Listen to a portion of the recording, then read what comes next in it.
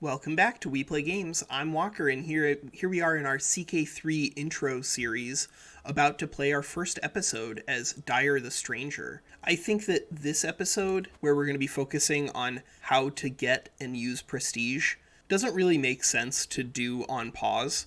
And so instead, we're going to spend a little bit of prestige, and then we're going to unpause and play the game.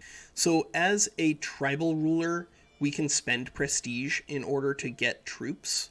This is very, very powerful in the beginning of the game. Do not underestimate this. At the moment, we're going to go for Huscarls. They're not quite as powerful as the Varangian veterans, but our economy is kind of small in regards to prestige at the moment, and I don't want to end up where we end up massively negative on prestige as Jarl Dyre. So we're going to go ahead and open our military tab, go down to create an arms regiment, and then we're going to click on Huscarls. Because we're at 2 out of 4 men-at-arms, we can go ahead and create one. And now it starts at size 5 out of 100, and it's going to reinforce from there. In the meantime, I am going to keep my Bondi around. We are kind of trying to set ourselves up to invade India, and there are a lot of archers in India. And so with Huscarls countering archers and Bondi countering archers, I feel really good about that core combination of military troops. Less so with the Vigmen. Vigmen are pretty reasonable archer units. They have a lot of toughness and screen for archers. But by and large, I'm not aiming to keep these guys forever. But there's one more unit type that I would like to have here, onagers. Unfortunately, onagers, they are a tribal military innovation, but our culture has not invented them, and we are not the leaders. So if we're going to get onagers, we're going to have to find it out in the world. So rather than getting onagers, what we're going to do here is we're going to recruit a second unit of Huscarls. And we'll just use them as our siege units. So we spent all this prestige, but we have tons of gold remaining. So I think one of the easiest ways that you can use that gold to get prestige back is here through your decisions. We have a feast that we've called, and now we're just going to unpause. Oh, we'll choose a personal deity too. We're going to go with Devotee of Ulrur, because plus 50% movement speed in provinces affected by winter is amazing if we're trying to do raids out there. And that's one of the other ways we're going to be getting prestige. But in the meantime, in the decisions tab, you can get a reasonable amount of prestige from hosting a feast and calling a hunt. And so that's what we are doing. All right, so there, feast. As my guests depart, we gain 150 prestige.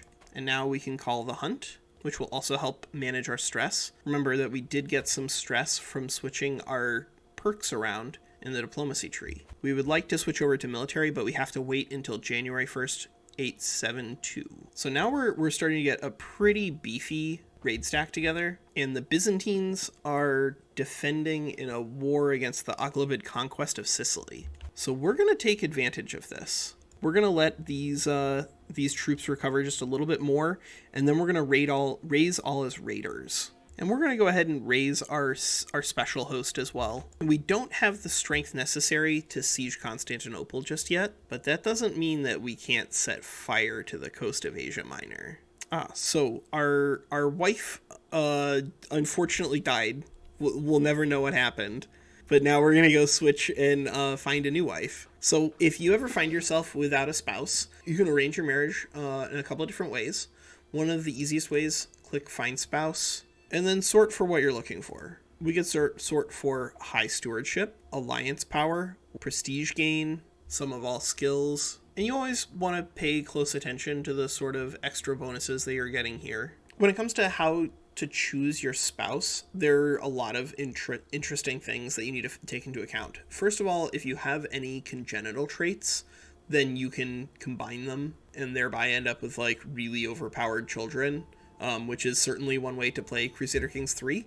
It can result in some pretty broken, powerful countries, but maybe that's fun. But you should also be aware that because your spouse is a character on your council, that you want to look for somebody who's going to provide you with reasonable stats. An alliance with Rurik wouldn't be bad. This would mean being betrothed to a 0-year-old, so we wouldn't have any chance at any kids for 16 years. You know, in this case, we found a character who has the fecund trait, And breeding that into your dynasty can be pretty fun because you can just end up with like 14 kids all the time. And I think navigating succession wars is going to be something that we will include in our intro to CK3. And so this gets us the highest chance of that. And we'll go ahead and set up a betrothal between Rurik's child and our eldest son. But be aware that who you choose as your spouse will have an impact on your prestige. By marrying this fecund, lowborn woman, we are going to be sacrificing 200 prestige. But yeah, now our wife has enough stewardship that if we can get her the architect ability off of managed domain, that we might be able to set on assist ruler. All right, but now we have landed, and we are going to apparently provoke the Byzantines to appear. Have they not mobilized their troops? Oh, they won. Oh my god, are we gonna get away? Yeah, we got away. All right, awesome. So we had a raid party out here, and the Byzantines apparently won their war against the Aghlabids, and so they were able to bring their army back a lot sooner than I'm used to. But that doesn't mean that there's not still good plunder out here. It just means we have to go further afield. So this is a raiding party, and this is an important part of any early game development as a tribal character. A raiding party is formable if you are a faith or culture or special law group that allows raiding. In this case, unreformed faiths can always raid. And so we have this loot capacity. And in this case, because we have the longships technology, this allows us to raid overseas if we can already raid, and we can sail in major rivers. And so what we've done is we've raised our army, which usually you would use your army to expand, but now we're using it to basically collect taxes from other people's territory, and we're marching around pillaging land, but collecting raid loot. And our friend is indeed around, so we can start inviting some of these guys to our court. My second son inherited genius. Excellent. So that means that there may be a disinheritance coming in the future, but we'll see. But we've taken advantage of the fact that we know the Aghlabids lost their war against the Byzantines, and they lost it really fast, which means that they're probably going to be a pretty weak pillage target for us. We still have a reasonable amount of supply left. So we'll go ahead and sack Tunis while we're over here. Might even make sense to sack Kairouan. Sacking an enemy capital is a really big deal, because sometimes when you capture a territory, you capture characters. And when you capture characters, you can go ahead and ransom them, which is another really easy way to get tons of money. Note, however, whenever you move inland, when you're on one of these raiding expeditions, is if there's not a river, you will suffer some attrition. But now we're getting pretty close to our loot cap. So we will probably hit Susa. Unfortunately, that did cost us about 160 troops, so we can't do that too many times. All right, so that's just sort of the core gameplay loop for a tribal character. We went out, we raided, we brought back a whole bunch of gold. That gold also gives us a whole bunch of prestige because it was from raiding. Plus, we have a lot better champions now, so I'm less terrified of taking fights. Although we're not done. We do have a couple of really good friends, but that's not the end. But now, with all of this new prestige in our hold, we can go ahead and increase the size of our Bondi, and we can increase the size of one of our Huskarls. And now next time we go out on a raiding expedition, we don't even necessarily need to bring our host. We might leave these guys here, save them for one of our expansion wars, because we're going to have a lot of those. In fact, we may even need to set ourselves up to take Karakurman in our next episode. I think as one final note for important things that you can do in an early game tribal economy, you can go on a pilgrimage, especially if you just bring back an infinite slew of wealth. Oh, it's Dan! Yeah, the commoner that we were trying to get to be our friend. And now he is our friend, but he's too far away to be invited to our court. Hopefully he comes into range later. But we just gained the Pilgrim trait. So Pilgrim is going to get us the same faith opinion. That's probably the biggest bonus of going on at least one pilgrimage.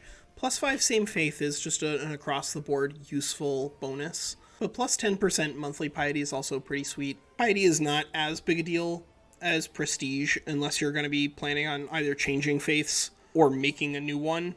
But it's still useful, because if you can get up to +30 Asatru clergy opinion, then your realm priest will look the the other way for a lot of reasons. But yeah, that's how to build an early game economy as a tribal character in Crusader Kings 3. Starring Jarl Dyre the Stranger. I'm going to go ahead and do 1 or 2 more raids out here just to get a whole lot of extra money in the hull, because the next video I want to do focused on how to expand as one of these characters. So we're going to show off how to declare war, and we'll be attacking probably Yedasan to take control of Karakurman. I wouldn't be surprised if we invaded Crete. All we really need to do is find our way down to Cairo or Sinai, and then we can use that as a launching pad to get down to Yemen, and then Yemen we can get rid of Gujarat, and then Gujarat we can get down to our kingdom, and that'll be part of this this series as well. So like and subscribe if you're enjoying the CK3 content. I just want to get something else like rolling, and if it turns out that people just really love CK3, whether it has After the End or not, because I am sometimes having stability issues with After the End still. If people just like CK3, then I'm happy to have that as another thing kicking around, but I want to do After the End as like core content always, because I love that universe. All right, that's Walker. Take care.